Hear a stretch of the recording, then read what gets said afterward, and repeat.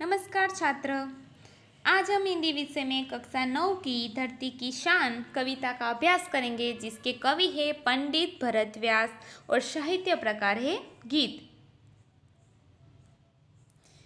पंडित भरत व्यास का जन्म 6 जनवरी 1918 में राजस्थान के बीकानेर जिले के चूरू कस्बे में हुआ था और उनकी मृत्यु 4 जुलाई 1982 में महाराष्ट्र के मुंबई में हुई थी। बहुआयामी प्रतिभा के धनी भरत व्यास हिंदी फिल्मों के प्रसिद्ध गीतकार थे। वह जाति से पुष्कर के ब्राह्मण थे। उन्होंने 17-18 वर्ष की उम्र तक लेखन शुरू कर दिया था और चूरू से मैट्रिक करने के बाद वे तुरंत ही कोलकाता चले गए। उनका लिखा पहला गीत था आओ वीरो हिल मिल गाए वंदे मातरम वंदे मातरम, और उनके द्वारा रामू चना नामक नाटक भी लिखा गया है। उन्होंने अपने गीतों में देशभक्ति, राष्ट्रीय एकता और बलिदान का संदेश दिया है। साथ साथ ही प्रेम से परिपूर्ण भावनाओं के भी गीत लिखे हैं। उनके प्रसिद्ध गीत है आधा है चंद्रमा, दूसरा है रात आती जो नवरंग फिल्म में है, ए मालिक तेरे बंदे हम जो 2 आंखें 12 हाथ फिल्म में है, जोत से जोत जलाते चलो जो संत ज्ञानेश्वर नामक फिल्म में है। उनका एक गीत है ध्वजा से खड़े हुए हैं वृक्ष देवदार के, गलीचे है गुलाब के बगीचे बहार के। ये किस कवि की कल्पना, ये किस कवि की कल्पना का चमत्कार है। ये कौन चित्रकार है, ये कौन चित्रकार है। गीतकार ऐसे महान पंडित भरत व्यास। तो आज उसकी ही एक कविता धरती की शान जो गीत थे उसका आज हम अभ्यास करेंगे। तो अभ्यास करने के पहले आज हम उसके पहला उसका गान करेंगे। आप भी मेरे साथ साथ उसका गान करेंगे। धरती की शान तू है भारत की संता, तेरी मुट्ठियों में बंद तूफान है रे, मनुष्य तू बड़ा महान है, भूल मत मनुष्य तू बड़ा महान है।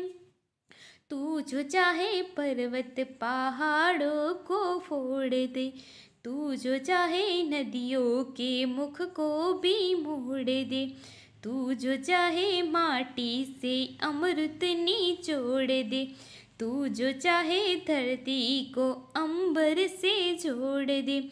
अमर तेरे प्राण, अमर तेरे प्राण मिला तुझको वरदान, तेरी आत्मा में स्वयं भगवान है रे, मनुष्य तू बड़ा महान है, भूल मत मनुष्य तू बड़ा महान है। नैनों में ज्वाल तेरी गति में भूचाल, तेरी छाती में छिपा महाकाल है रे, पृथ्वी के लाल तेरा हिमगिरी सवार, तेरी पुकुटी में तांडव का ताल है रे। निज को तू जान, निज को तू जान जरा सकती पहचान, तेरी वाणी में युग का आह्वान है रे, मनुष्य तू बड़ा महान है, भूल मत मनुष्य तू बड़ा महान है। धरती सा धुइर तू है अग्नि सा वीर, तू जो चाहे तो काल को भी थाम ले रे, पापों का प्रलय रुके पसुता का शीस झुक, तू जो चाहे हिम्मत से काम ले। गुरु श्यामतिमान पवन सातु गतिमान, तेरी नभ से भी ऊंची उड़ान है रे, मनुष्य तू बड़ा महान है, भूल मत मनुष्य तू बड़ा महान है। अब हम इसका स्पष्टीकरण करेंगे।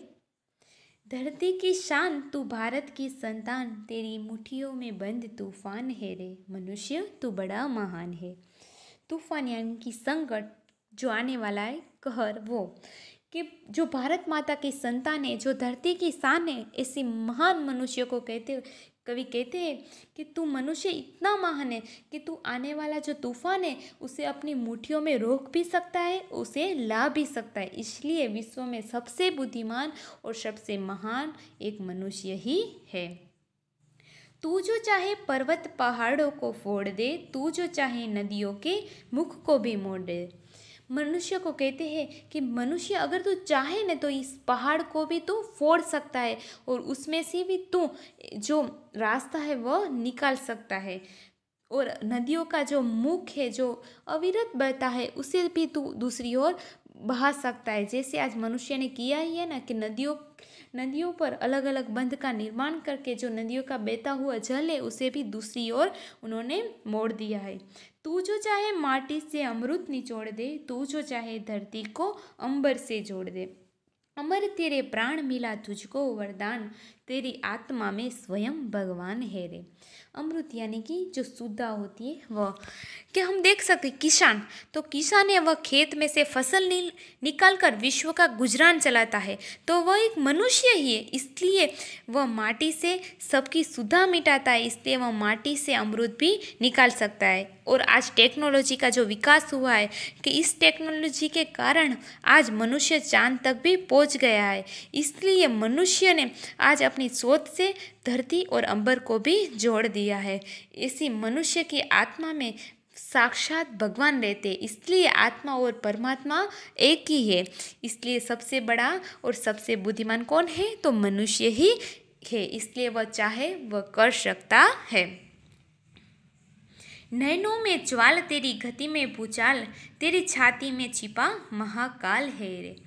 कि महाकाल यानी कि जो भगवान है वह, और भूचाल यानी कि भूकंप, के मनुष्य है जो जिसके आज क्रोध से भरे जो नैना है, जो नेत्र है वह, और उसकी गति भी एक भूकंप की तरह है। उसके नेत्र भी प्रज्वलित है और उसकी गति भी भूकंप की तरह है। जब भूकंप आता है तो विश्व को हिला देता है। इसलिए जो मनुष्य है उसकी गति भी इतनी है कि वह विश्व को भी हिलाकर रख सकता है। इसलिए उसकी छाती में साक्षात महाकाल है।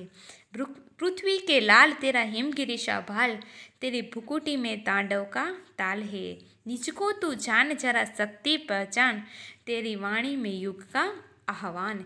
यहाँ आसमान नहीं आएगा, आह्वान आएगा।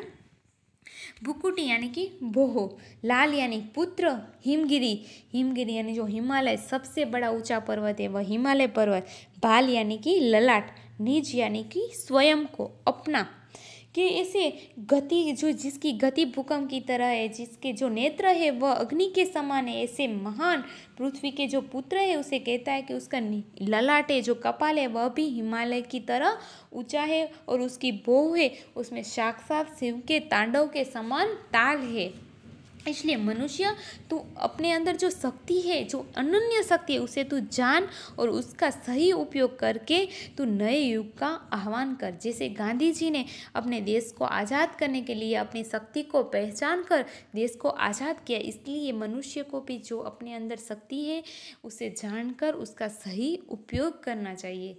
और आज भगवान ने सबको अलग अलग शक्ति दी है, लेकिन उसको स्वयं साक्षात मनुष्य को ही उसको पहचानना पड़ेगा कि उसके अंदर कौन सी शक्ति नहीं थी, और उस शक्ति को जानकर उसे उसका सही इस्तेमाल भी करना पड़ेगा। इसलिए सबसे बड़ा बुद्धिमान मनुष्य ही है। धरती सा धीर तू है अग्नि सा वीर, तू जो चाहे तो काल को भी थाम ले। पापों का प्रलय रुके, पशुता का शीश झुके, तू जो अगर हिम्मत से काम ले। गुरु सा मतिमान, पवन सा तू गतिमान, तेरी नभ से भी ऊंची उड़ान है रे। धीर यानी कि धीरज, प्रलय यानी कि बाढ़, संकटे जो, हिम्मत यानी कि वीर, कि मनुष्य को कहते हैं कवि के तू धरती के समान धीरजवान है।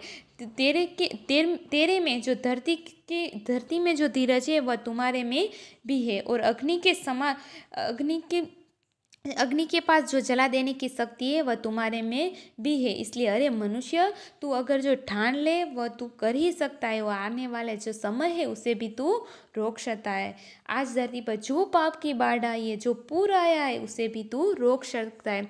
अगर मनुष्य चाहे तो इस जो पाप रूपी गंगा है उसे पुण्य रूपी गंगा में भी वह पलट सकता है। इसलिए आज हम मनुष्य ने पहले से ही कह सकते हैं कि आज बारिश इतनी आने वाली है, या पूर आने वाला है, भूकंप आने वाला है, तो ये कौन कर सकता है? मनुष्य ही। मनुष्य ने जैसे आने वाले कल को भी आज जान लिया है और उसे जानकर उसे रोक भी सकता है। इसलिए मनुष्य में ऐसी अनन्य शक्ति है कि वह पाप रूपी गंगा है, उसे पुण्य रूपी गंगा में भी पलट सकता है। इसलिए उसे तू पाप रूपी गंगा को रोक कर, जो आज पशुता के समान सबके सिर उठ रहे हैं, उसे तू हिम्मत से काम करके ऐसे पशुता के शीश को तू झुका दे। और हे मनुष्य, तेरे में जो गुरु की समान शक्ति है, जो बुद्धि है, जो बुद्धि के देव है बृहस्पति, उसके समान तेरे में जो उच्च कोटि की बुद्धि है, उसे तू जान और आने वाले वक्त में तू ऐसी पुण्य रूपी गंगा बहार, और आने वाला जो अच्छा समय है उसका तू निर्माण कर। इसलिए तू आकाश में जैसी उड़ान चाहे वैसी तू उड़ान भर सकता है। इसलिए तू सबसे बड़ा बुद्धिमान है, तू धरती की शान है। यह जो धरती की शान है वो गांव की गोरी फिल्म में से लिया गया है, जो हिंदी में है। इसमें पंडित भरत व्यास कहते हैं कि जो मनुष्य है वह सबसे बुद्धिमान है, कि मनुष्य ने अपनी बुद्धि और कठोर परिश्रम के बल पर जो जल, थल और नभ में तमाम उपलब्धियां अर्जित की है, तो मनुष्य ने अपनी शक्ति में प्रकृति को भी बहुत सीमा तक अपने अनुकूल ढालने में सफल हुआ है। इससे सबसे बड़ा महान मनुष्य ही है। तो आगे मनुष्य की शक्ति के सामने कोई भी कार्य संभव नहीं है। मनुष्य जो चाहे वह कर भी सकता है, और वह चाहे तो संकट को भी ला सकता है। मनुष्य ही धरती की शान है। अब हम इसका शब्दार्थ देखेंगे। हिमगिरी यानी कि हिमालय पर्वत, ज्वाल यानी कि अग्निशिखा लौ, शान यानी गौरव, ऐश्वर्य, वैभव, मुख यानी कि प्रवाह, भुकुटी यानी कि बहु, काल यानी कि समय, मतिमान यानी कि बुद्धिमान, विचारवान, प्रलय यानी नाश, विनाश, आह्वान यानी कि पुकार, भाल यानी कि मस्तक, कपाल, ललाट, और निज यानी अपना, स्वयं। Thank you.